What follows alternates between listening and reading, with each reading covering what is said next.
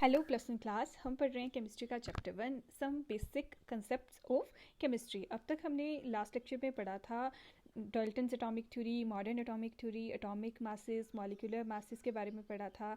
आज हम जो पढ़ने जा रहे हैं वो है मोल कंसेप्ट।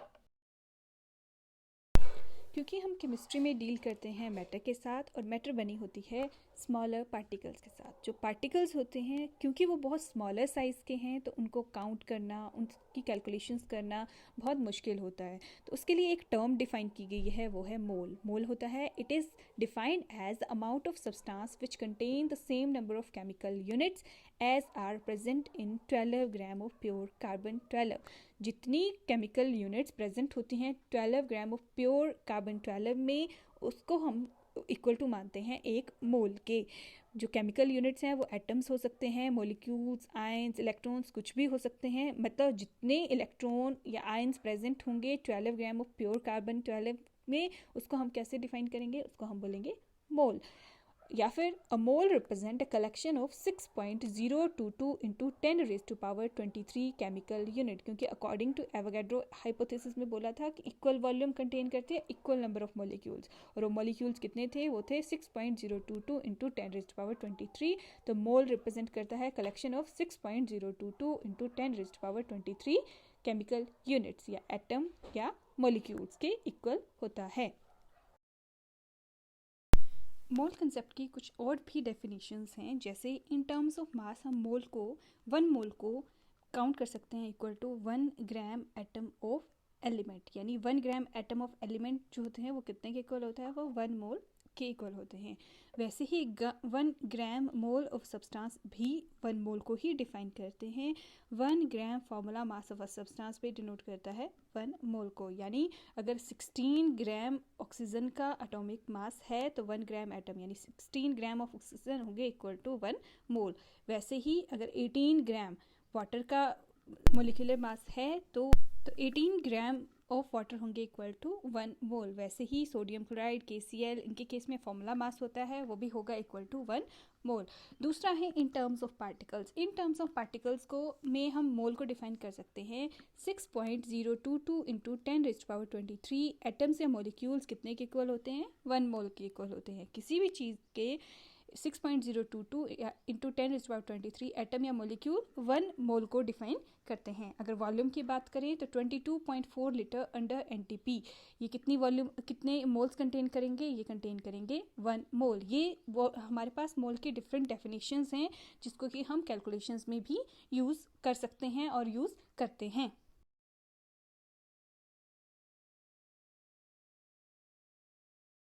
अब जो डिफरेंट हमारे पास डेफिनेशंस हैं उसके अकॉर्डिंग कुछ फार्मूलाज हैं जिससे कि हम नंबर ऑफ मोल्स को कैलकुलेट कर सकते हैं। जैसे फर्स्ट है number of moles of molecules. अगर हमें नंबर ऑफ मोल्स किसी भी मॉलिक्यूल में निकालने होंगे तो वो होंगे equal to weight in grams upon molecular mass. यानी जितना हमें वेट ग्राम में देके रखा है मॉलिक्यूल का अपॉन उसका मॉलिक्यूलर मास कितना है, उससे हम निकाल सकते हैं number of moles of molecules. Second है number of moles of atoms. अगर हमें निकालने हैं number of moles of atom तो हम क्या करेंगे? उसका वेट इन ग्राम्स निकालेंगे अपॉन एटॉमिक मास। थर्ड है number of moles of particles. अगर हमें पार्टिकल्स के नंबर ऑफ मोल्स निकालने हैं तो number of particles divided by Avogadro's number. यानी कितने हमें नंबर ऑफ पार्टिकल्स दे के रखे हैं अपॉन एवोगैड्रो नंबर से उसको डिवाइड कर देंगे। एवोगैड्रो नंबर होता है हमारा 6.022 इंटू 10⁻23। फिर अगर हमें निकालने हैं number of moles of gases तो हम निकालेंगे वॉल्यूम एट STP। हमें वॉल्यूम कितनी दे के रखी है divided by standard molar volume. Divided by standard molar volume होती है 22.4 लीटर। तो हम गिवन वॉल्यूम जो हमें है उसको डिवाइड कर देंगे बाय 22.4 लीटर। इस तरह से हम किसी भी गैस के नंबर ऑफ मोल्स को कैलकुलेट कर सकते हैं। फॉर एग्जाम्पल हमें कैलकुलेट करने हैं how many moles are present in 22 gram of carbon dioxide. Carbon dioxide एक मॉलिक्यूल है, हमें कैलकुलेट करने हैं नंबर ऑफ मोल्स जो कि प्रेजेंट हैं 22 ग्राम ऑफ कार्बन डाइऑक्साइड में। हमें पता है नंबर ऑफ मोल्स होते हैं atomic weight divided bye molecular mass. अब एटॉमिक वेट कितना दिया है हमें? 22 gram divided by molecular mass होगा कार्बन डाइऑक्साइड का मॉलिक्यूलर मास। कार्बन डाइऑक्साइड का मॉलिक्यूलर मास कितना होगा? 12 plus 2 into 16 that is 12 plus 32 वो आ गया 44 ग्राम। नंबर ऑफ मोल्स कितने आएंगे 22 divided by 44 which is equal to 1 divided by 2 या फिर बोलो 0.5 मोल्स। इसका मतलब कितने मोल्स प्रेजेंट हैं 22 ग्राम में 0.5 मोल्स। एक और example, how many molecules of water are present in 0.9 gram of water. कितने मोलिक्यूल्स प्रेजेंट हैं 0.9 ग्राम ऑफ वाटर में। सबसे पहले हमें मोल्स निकालने पड़ेंगे कि 0.9 ग्राम में कितने मोल्स होते हैं। सबसे पहले number of moles is equal to given weight divided by molecular mass. तो गिवन वेट कितना है 0.9 डिवाइडेड बाय वाटर का जो मोलिकुलर मास होता है, वाटर का फॉर्मूला है H2O। ये आ गया 2 इंटू 1 प्लस 16 यानी 18 ग्राम। तो नंबर ऑफ मोल्स कितने आ गए 0.9 divided by 18 which is equal to 0.05 moles. अब नंबर ऑफ वाटर मॉलिक्यूल्स, हमें पता है कि किसी भी चीज़ का जो ग्राम मोलिकुलर मास होता है वो कंटेन करता है 6.022 इंटू 10⁻23 मॉलिक्यूल्स। इसका मतलब 1 mole of water is equal to होगा 6.022 इंटू 10⁻23 मॉलिक्यूल्स।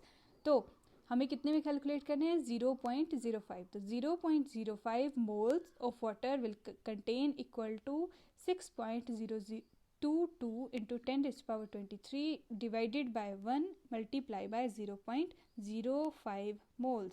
और ये आंसर आ जाएगा हमारे पास 3.01 इंटू 10⁻22 मॉलिक्यूल्स। नेक्स्ट, अगर हमें गैसेस दी है और हमें उनकी वॉल्यूम ऑक्यूपाइड फाइंड करनी है या मोल्स फाइंड करने हैं इन केस ऑफ गैसेस, तो हमारे पास क्वेश्चन है calculate the volume at NTP occupied by 14 gram of N2। अब हमें पता है कि मोलर मास ऑफ नाइट्रोजन होता है 28 ग्राम। तो 28 ग्राम यानी किसी भी चीज़ का जो मोलिकुलर मास होता है वो कंटेन करता है या ऑक्यूपाई करता है volume is equal to 22.4 litre. यानी 28 gram of N2 will occupy volume is equal to 22.4 litre. तो 14 ग्राम कितनी ऑक्यूपाई करेगा volume is equal to 22.4 divided by 28 multiply by 14 is equal to आ गया 11.2 लीटर्स। इस तरह से हम मोल कंसेप्ट का यूज़ करके डिफरेंट सब्सटेंसेस में उनके number of atoms, molecules, moles को फाइंड कर सकते हैं, उनके वॉल्यूम को फाइंड कर सकते हैं। That's all for today. Next topic जो है वो हम अगले कल स्टार्ट करेंगे। Thank you.